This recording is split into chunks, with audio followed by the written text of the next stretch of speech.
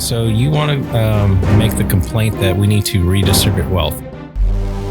Hello, welcome to the Hard Reset. What just happened? Blazing Saddles. I thought Blazing Saddles was pretty awesome, but if you tried that today, oh geez. Yeah, that'd be a disastrous mess. Blue-haired chick just sitting there all angry, like the whole time. Like she could never get any of this stuff from Blazing Saddles ever. Why is their hair always colored something? I've got nothing against coloring of hair. Yeah, I've had my hair look like for like joining the club. Just they're angry about the suburban privileged life or whatever. Right. Why is it always the privileged ones that are bitching about people not having privilege? Yeah, I wonder why that is. I mean, like I said, we were talking about Jordan Peterson earlier. Part of that thing that he was talking to that reporter about was she's some like Ivy League educated lady, super smart. Don't get me wrong. She was an awesome, like interviewer and whatnot of him. But he's like debating back and forth. She started in with the stereotypical oppression and all this kind of stuff. She started talking about the upper 1%. It was the classic redistribution of wealth and like all this stuff. Oh dear. And he was like, you realize that you are considered, he was like, I don't know your salary or whatever, but he's like, you would be considered like the filthy rich is like the term she used, filthy rich. Mm-hmm. And he was like, well, why don't you give up your job then? And she was like, no, I don't want to do that. He was like, why not? I think a lot of people will not give up their job. And yeah, I mean, when you really think about it, it's like, so you want to make the complaint that we need to redistribute wealth. Yeah. It's like, okay, so what did you do to contribute to that? What I did is I had this idea. I worked really hard to make this idea happen. I found all the means and the avenues to make this. And all of a sudden, you sitting in your grandma's basement and playing video games, you think that I should just give you a piece of that pie for what? Well, that's part of his thing too, was he was like, essentially, you're saying your hard work got you to this point, and that's okay. Right. Because you deserve it. But somebody else's hard work, the Jeff Bezos or, Amazon or like whatever, his hard work, because he has more money than you, is not deserving. Well, he has more money than you because he worked for it. He had an idea and that idea worked. He even asks, he says at what point, what's the threshold? What's the cutoff? Right. That it no longer becomes your hard work and it becomes, you need to give up, whatever. And he was like, is there a magical number? Is it, is it $1 million? Is it $10 million? Is it whatever? In my mind, I don't think it works that way. She was, considered like the upper 1% or whatever, and she makes, $2 million a year. Is there magically 2 million and one? Or, at some point she gets a pay raise and she does her job so well that they offer her 10 million or whatever. And then suddenly she's now falls into like the Bezos category or whatever. And she's no longer deserving. Like all that hard work prior to that was okay at 2 million because she makes 10 million now. Oh, you just, you're. No, I think that's, let's just say that's how things work. So I think society, is going to stop advancing because now you've got rid of any incentive. It's kind of like when the big plague started, there were some people said, well, all these companies, they need to work together and share. It's like, no, because now you take away competition. Now they've got there's no incentive. There's zero incentive there. Yeah. And it's not necessarily incentive as far as capital goes. There is no incentive of why am I going to hand over all my intellectual property? Because I've spent, the last 100 years trying to bring all these scientists and chemists together. And, we've spent investor money to get what we feel is an extremely good team put together. Now you want us to dump all that effort that we've put into this and capital to share our team with your team, and you were being lazy, or you're giving your I was going to say, what about all executives? It's kind of like what you're saying. What about all the millions of dollars that they've put into getting to this point? Like, in other words, it was not there before. Just take a Gates thing with with Apple or whatever, Microsoft. Yeah, Microsoft. Yeah. So you just want him to just open source, everything that he's done. Yeah, it doesn't, because he hits a magical monetary amount. In other words, he spent millions of dollars to get to this point. And I'm not even a Bill Gates or, a Gates, guy or whatever. But I'm just saying, at what point, if he spent millions of dollars in R&D, he's hired all the smart people. He's like an Elon Musk or whatever. He hires all the best engineers. He does all this stuff. And they come up with all these ideas. One idea leads into another idea. He spent millions to develop, one guy's idea because he thinks it's a good idea. And then suddenly you hit some magical number over $10 million or whatever they say it's going to be. Right. And you should just suddenly open source how you got to that point. Or, or just give it away. Demonetize, any amount of effort that you've gotten to this point. Yeah, let's just say that does happen. So, all right. So once you hit this dollar amount now he needs to spread his wealth to you. Okay. What are you going to contribute to advance that further? What you can barely make microwave macaroni and cheese. Yeah. But now all of a sudden you think you're a rocket scientist. You're a scientist. Again, you're not. You lose the incentive. Now you're going to have companies gaming this to the point to where they'll work up to the level of what they're being paid. So in other words, a company will get up to the point to where the CEO, the cutoff is 10 million. Mm-hmm. For one thing, they're going to game the shit out of that.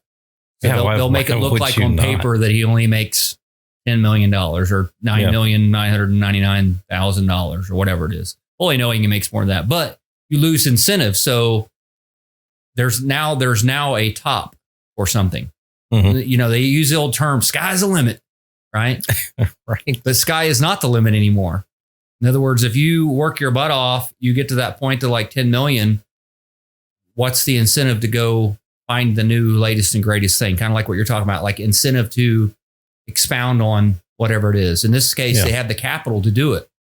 It'd be like Microsoft getting to a certain point and they have the technology or they've worked their point up to where they've made, the CEO makes 10 million or whatever.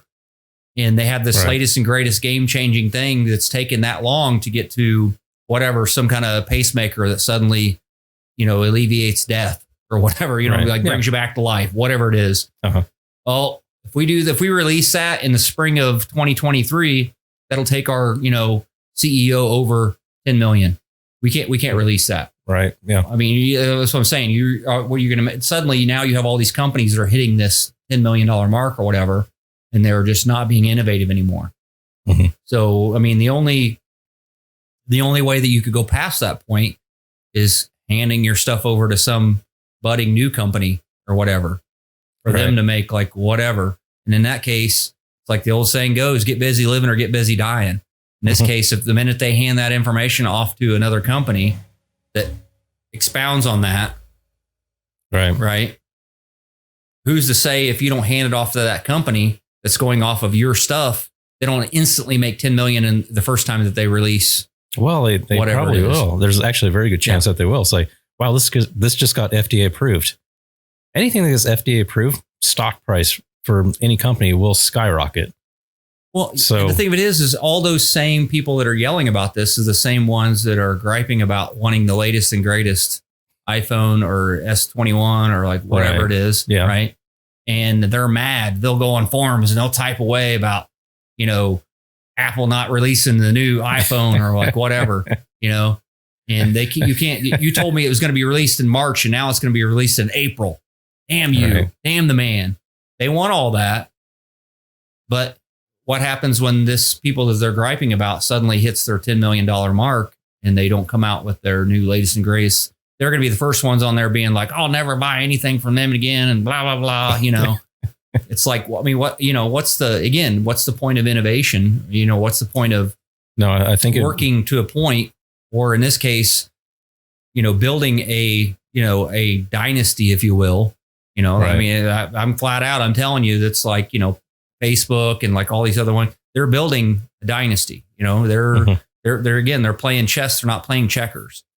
So they're good. They're looking for trends and what's going to be the next biggest thing. Is there some kind of magical number where they just need to start giving away all their money, and not innovating? Well, no, I mean, and again, it just goes back to what makes you so self-entitled because you didn't put any work into this. So Yeah. why is it you think that people should just give you money? And, I don't think anybody could even, and I've never heard that argument where anybody's had it's just, well, they don't need that much. They can help others out. It's like, well, a lot of them actually, they do help out others because they're providing a stable job. Yeah. They are providing taxes, which goes back in the communities. There's actually a lot that they're actually doing. People have no concept about the thought of employment. Like all they see is Bezos that's from just Amazon. it. Half of them probably don't want to work in the first place or are not working, and that's why they think they should get free money. Well, you have those people though that like they have no concept. All they see is the Elon Musk or the Jeff Bezos or the Bill Gates or like whatever else making this X amount of money, and they have no idea how many people they employ.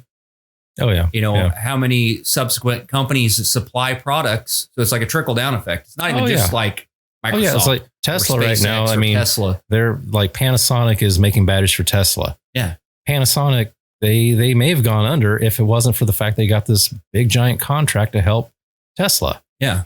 And so how many people are Panasonic employing? And then Panasonic, they've got to get materials. They've got, there's so much outsourcing.